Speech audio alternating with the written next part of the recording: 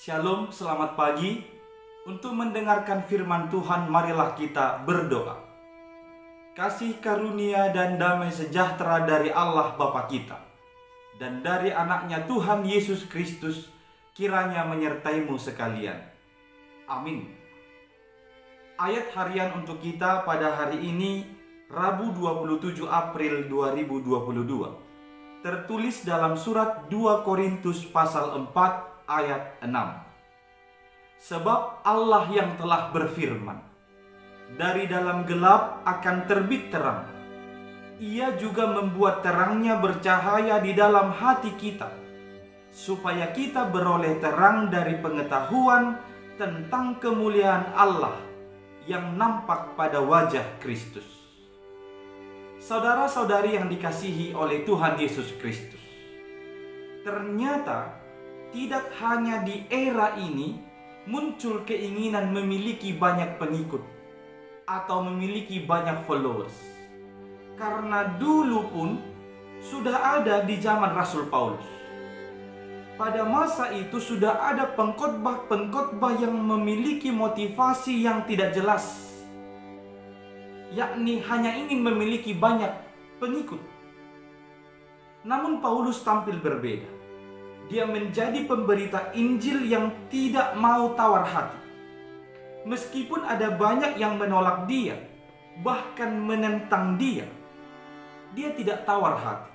Karena dia sadar bahwa tugas pelayanan itu adalah anugerah Tuhan yang diberikan kepadanya, maka dia harus bertahan.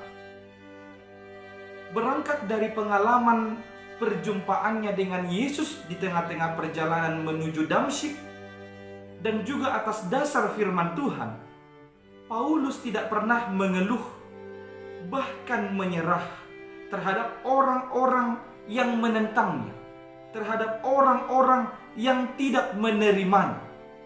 Sebaliknya, dia senantiasa mengarahkan mereka supaya berjumpa dengan kemuliaan Allah dalam Kristus.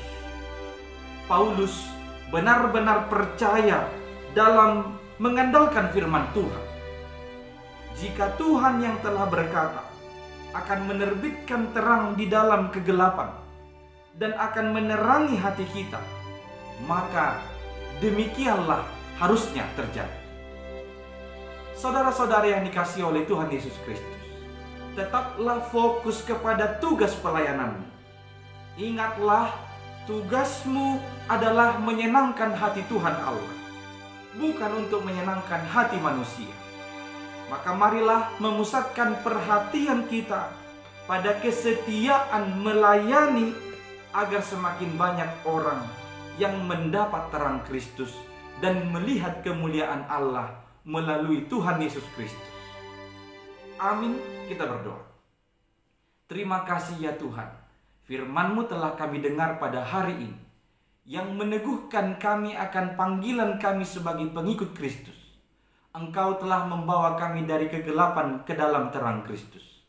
Maka kami pun harusnya melayani Engkau untuk menunjukkan terang itu di tengah-tengah dunia ini, sehingga semakin banyak orang yang terhisap kepada terang-Mu dan mereka melihat kemuliaan-Mu di dalam Yesus Kristus.